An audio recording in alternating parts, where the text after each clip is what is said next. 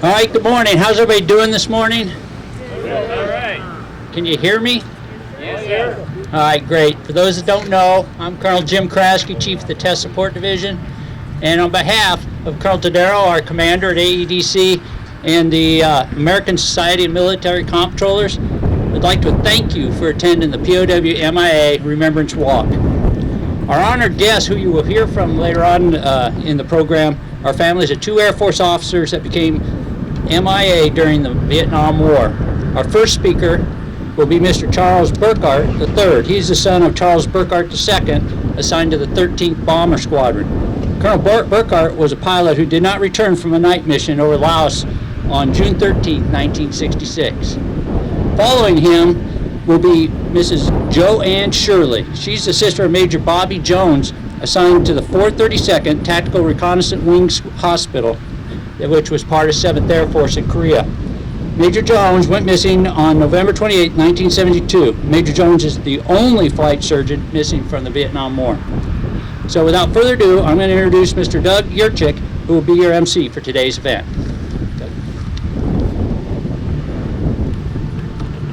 Good morning.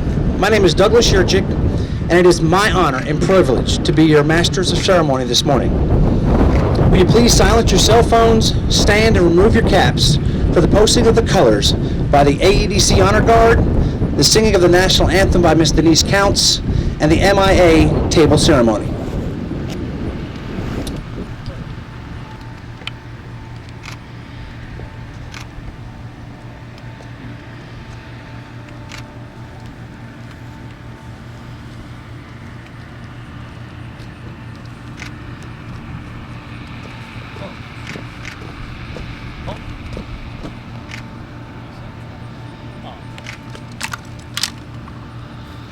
Oh, say, can you see by the dawn's early light what so proudly we hailed at the twilight's last gleam, whose broad stripes and bright stars through the perilous fight o'er the ramparts we watched were so gallantly streaming, and the rockets' red glare, the bombs bursting in air, gave proof through the night that our flag was still there. Oh, say, does that star-spangled banner yet wave o'er the land of the free and the home of the brave?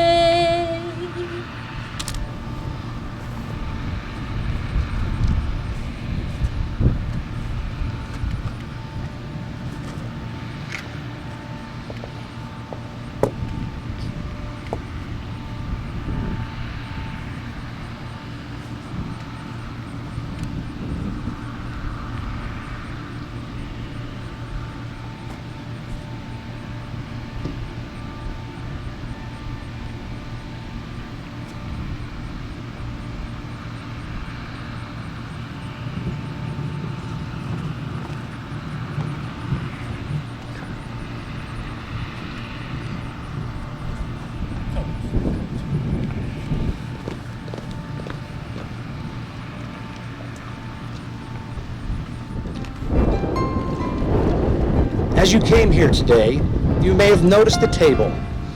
It is reserved to honor our missing loved ones. Set for one, the empty place represents American men and women still missing. This ceremony symbolizes that they are here with us in spirit. All Americans should never forget the brave men and women who answered our nation's call to serve and serve the cause of freedom in a special way. I would like to explain the meaning of the items on this special table. The table is round, to show our everlasting concern for our missing men and women. The tablecloth is white. symbolizing the purity of their motives when answering the call to duty.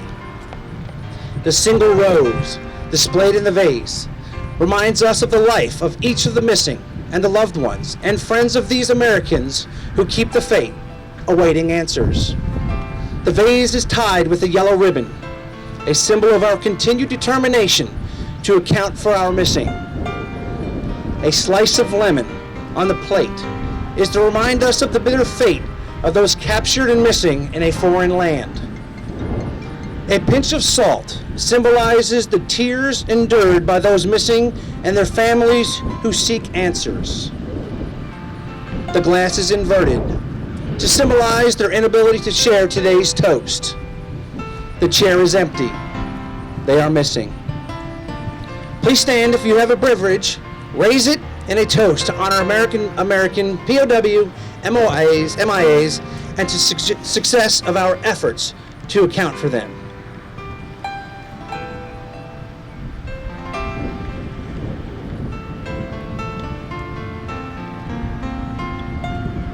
As Colonel Kraske mentioned, our first speaker is Mr. Charles Burkhart III. Mr. Burkhart lives in Lebanon, Tennessee, and is the son of Colonel Charles Burkhart II. Mr. Burkhart is the Tennessee State Coordinator for the National League of POW MIA Families. Mr. Burkhart. First of all, I want to thank you for what you're doing here today. This is very special to me. Not only are you Air Force, but you're from the financial community. I am a CPA. I don't know if you know the number of people that are still missing, but as of today, there are 1,627 Americans still listed by the Department of Defense as missing or unaccounted for from the Vietnam War. We like to refer to these men as our unreturned veterans. There are 27 from the state of Tennessee. I'm a member of the National League of POW MIA Families, an organization very dear to me. The objectives are clearly laid out objectives of the National League are: we want the missing man returned alive, or 2, we want his remains recovered and identified, or 3, we would like convincing evidence why neither of the other could be accomplished.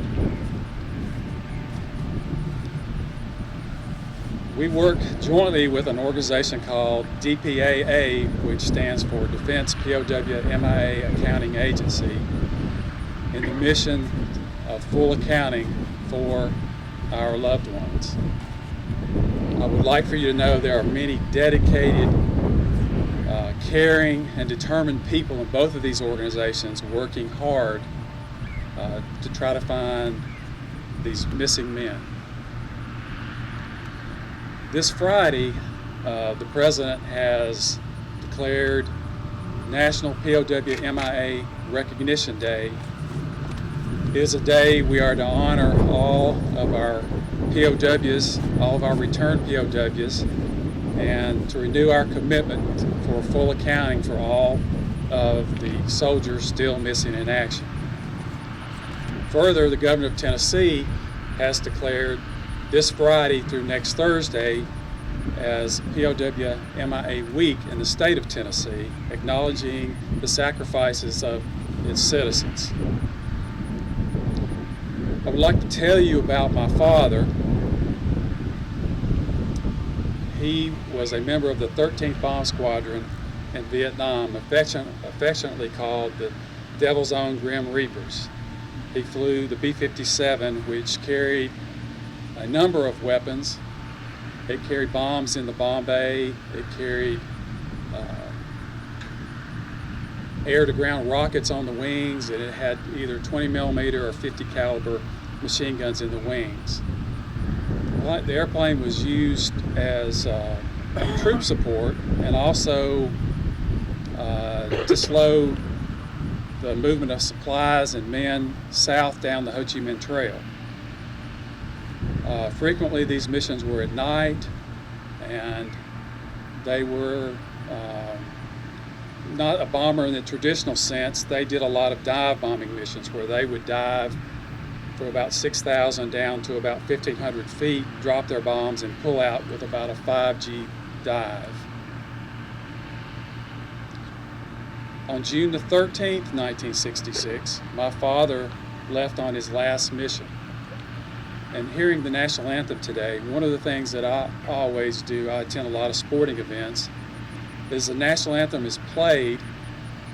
I imagine my father's last mission, turning down the runway, taking off into the night sky and pulling up his wheels and wondering what he might have been thinking. If he might have been thinking on these missions whether this might be his last one, or whether he was thinking about his family.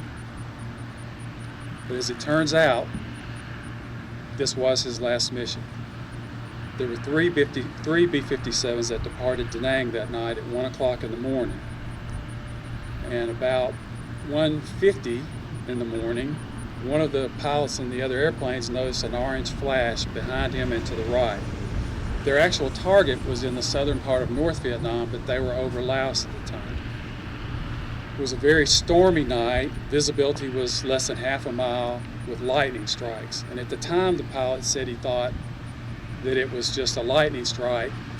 And they went on and dropped their bombs. And the first notice they had was he had not check in on the new assigned frequency. I remember very well the day that I found out about my father. Sometimes you may have seen on TV, the soldiers will come to your house dressed in uniform to give you notice. I was actually at a friend's house. We were playing outside, and I got a phone call from my mother telling me that I needed to come home, that an Air Force car would be coming to pick me up. Well, I was 8.5 years old, but I had experienced what that meant. And I remember crying uncontrollably because I thought that he was dead.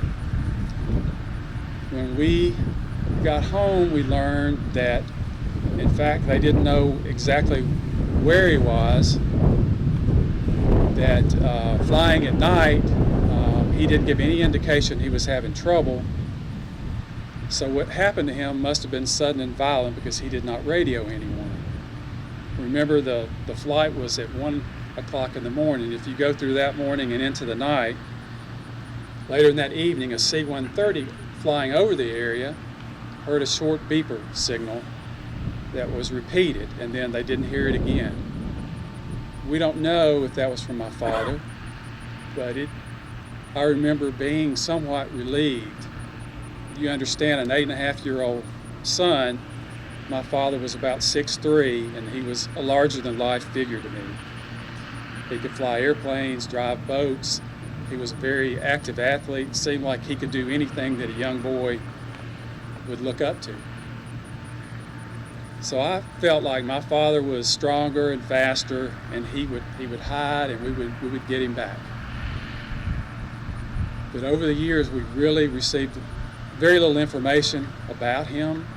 One time they contacted us to tell us that somebody was going to sell his remains. That was something. They didn't have his correct dog tag information, so we didn't feel that was reliable. Later, a pilot contacted us and said that he got hit by a surface-to-air missile. That was what they were saying. B-57 didn't have the ability to detect a surface-to-air missile, so that's a possibility. Then later, a document was turned over where the North Vietnamese claimed they shot him down by AAA fire. And then the final piece of information, a man wrote a book that claimed my father was alive in Laos in 1989, one of 13 live prisoners. I don't know what to think about that, but I don't really feel like there's any live prisoners there anymore.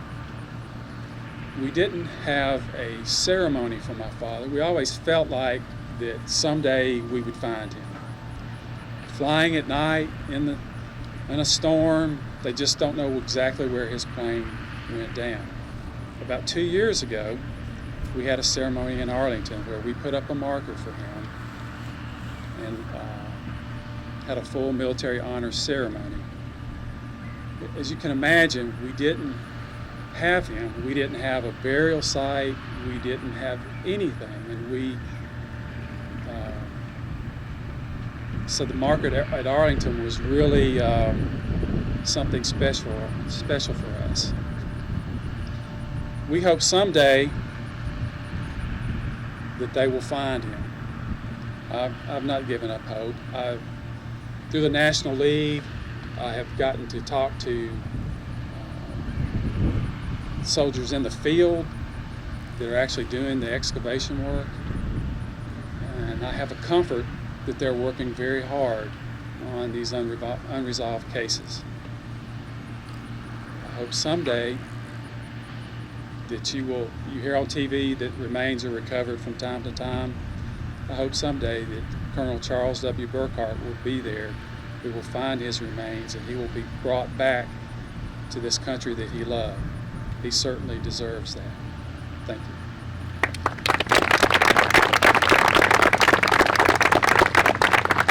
Thank you, Mr. Burkhart. Our next speaker is Miss Joanne Shirley, who lives in Dalton, Georgia. She is the sister of Major Bobby Jones. Miss Shirley is the Georgia State Coordinator for the National League of American POWMIA Families. I'd like to introduce you to my brother, give you a little background about what my family has gone through. Today we gather to remember our American prisoners, our servicemen who served, our prisoners of war, and those who remain missing in action. My brother, Major Bobby Marvin Jones, MD, United States Air Force flight surgeon, has been missing since November the 28th, 1972, almost 43 years. We learned very quickly when we got involved with this issue with the National League of Families that this issue is not just about Bobby. It's not just about our loss. It's about all of our missing servicemen and their families and what they're going through. Bobby became missing in action while flying backseater in an F-4D, flying from his base in Udon, Thailand into Da Nang. The only thing based at Udon at that time were F-4s. He had to log flight time. His best friend was a flight surgeon in Da Nang. And we're assuming that on this day he was going to log flight time and go see Terry and have a very benign flight. Little did I know what lay ahead for me and my family over these years. But I can honestly say that this has been the most frustrating and the most rewarding thing that I could ever have imagined. And through this issue, my life has been richly blessed. In 1997, the Joint POWMIA Accounting Command out of Hickam Air Force Base in Hawaii excavated the lower half of Bokma Mountain on approach to Da Nang. It sort of rises out of nowhere. Most of the time it's covered in clouds. They found not a single bone fragment, no dog tags, no ID. The only thing they could tell me was that it was an F-4D based on the remains, the airplane remains that they had found, but they couldn't tell me which F-4D it was. That was 1997. 11 years later, in 2008, they went in to do a new assessment on the slope, and they found what's called a blood chit. Now, I had no idea what a blood chit was. Most of you, if you're in the military, you know it's a piece of silk fabric, about a foot wide, about 3 feet tall, folds down to about 2 by 3, zips in the pocket of a flight vest, has a number on it. When you go out on a mission and they give you a flight vest, they put that number in the database with your name. If you come back, they take it out, pass it on down the line.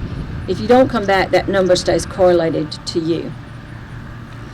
This blood chit, supposedly, and I make them take pictures for me because this site is a very difficult site to get to, and I will probably never get there, although I have had the opportunity when I was chairman of the board for the National League of Families to go to probably 12 or 15 ongoing site excavations in Vietnam, Laos, and Cambodia.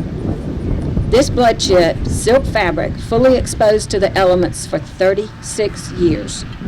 Tiny little number, still visible, barely visible on it. was the number that my brother had in the flight vest he had on the day he became missing. I believe somebody planted that blood chit there, knowing that our guys were coming in to do this assessment. I do not believe that a piece of silk fabric could survive at that good a shape for 36 years in the jungle. Most of you don't know who I am, but I do have a big mouth and I ask a lot of questions. I asked if I could have it. I told JPAC it was not your blood chit, it's mine. It might be the only thing I have. They actually sent it to me. It's in amazingly good shape. One of the miracles that happened on our case was it arrived at my house the day my brother had been missing 36 years. In 2010, 2 years later, they went back up to POWMIA Mountain to excavate the upper part of that slope. So now they've done an entire mountain slope, and again they found not a single bone fragment, no dog tag, no ID. Will they ever go back to Bobby's site? Probably not. But I've seen many miracles happen in all the years that I've worked this case.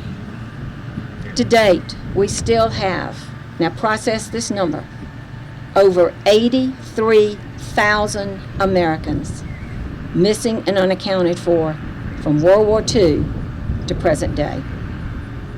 Many of those family members that have someone that's missing have passed away. The National League of Families' #1 goal is to reach the fullest possible accounting. Now, we as concerned citizens, family members, retired military, and active duty military, we're all called on to ensure that we reach that goal, the fullest possible accounting. But we face huge challenges these days. Passage of time. Witnesses have died off or they've relocated. Soil acidity in Southeast Asia is a big, big challenge.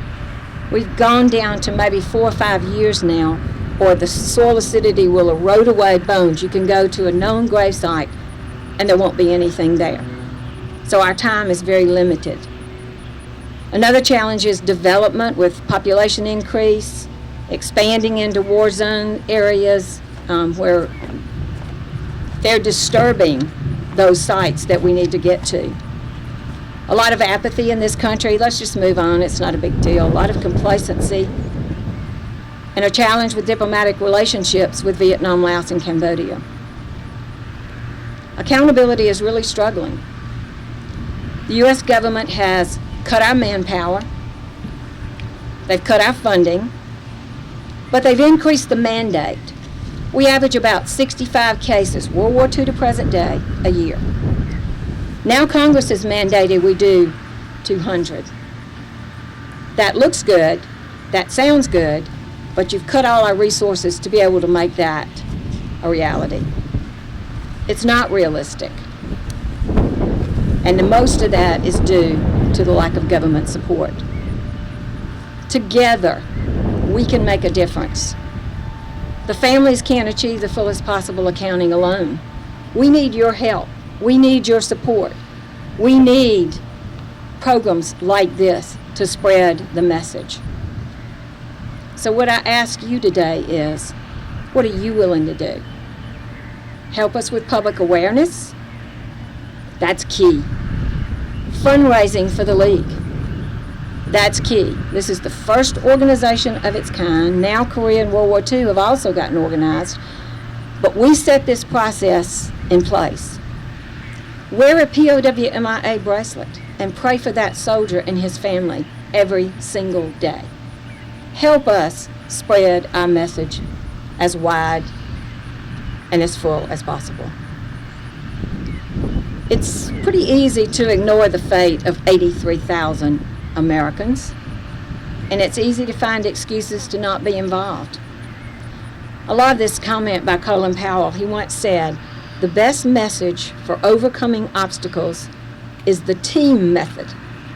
We are the team method. The families cannot do this alone, but together we can make a big difference. Freedom is not free. Poor is the nation that has no heroes.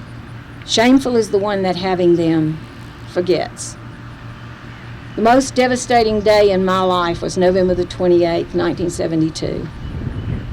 But on that day, my family made a commitment that we would do everything we could to bring Bobby home.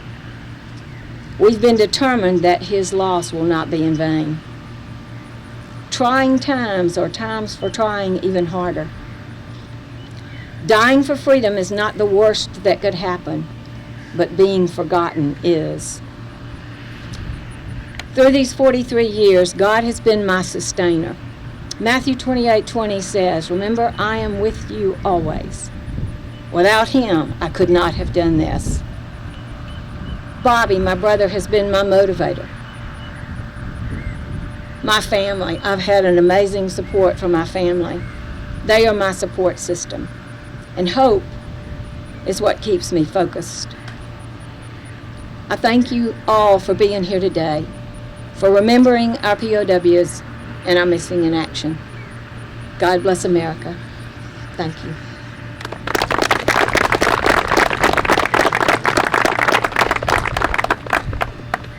Thank you, Ms. Shirley. Today's events are for us to remember those who sacrificed so much so that we can enjoy our freedom. They are a reminder that in every American war or conflict, there have been prisoners of war and that there are still family members that are missing in action. The official ceremony has now ended. Please walk the track in remembrance. Also take advantage of the ASMC Burger Burn and Bake Sale, of which all proceeds will go towards the National League of Family of POW MIA. Thank you.